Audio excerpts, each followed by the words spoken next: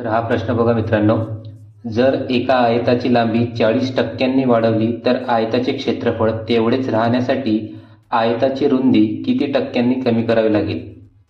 तर या प्रश्नाला आपण सोप्या पद्धतीने कसं सोडवायचे ते बघूया. आयताची लांबी किती टक्क्यांनी वाढवली आहे? 40% वाढवली.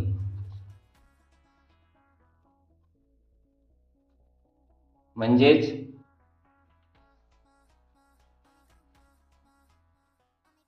30 × 2 = 40, 20 × 5 = 100.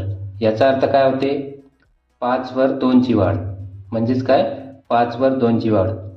म्हणून अगोदर आणि नंतर. आधी किती होती? 5 आणि नंतर कितीची वाढ झाली? 2 ची वाढ झाली. म्हणजे किती झाले? 7. तर आपल्याला काय विचारलंय? तर आयताचे क्षेत्रफळ तेवढेच राहण्यासाठी आयताची रुंदी किती टक्क्यांनी कमी करावी लागेल? तर आपण आधी 5 वर 2 ची वाढ केली होती. तर आता आपल्याला काय करायचं आहे? 7 वर कितीची कमी होत आहे? तर 7 वर 2 ची कमी होत आहे. कितीची कमी होत आहे? 2 ची कमी होत आहे. म्हणून आपण काय करणार?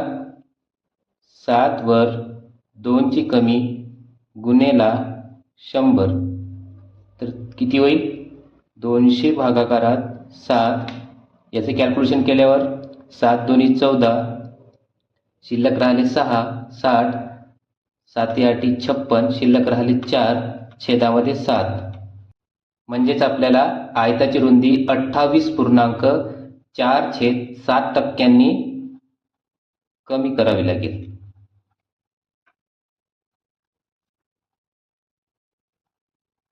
तर या प्रश्नाचं उत्तर काय आहे? पर्याय क्रमांक 2.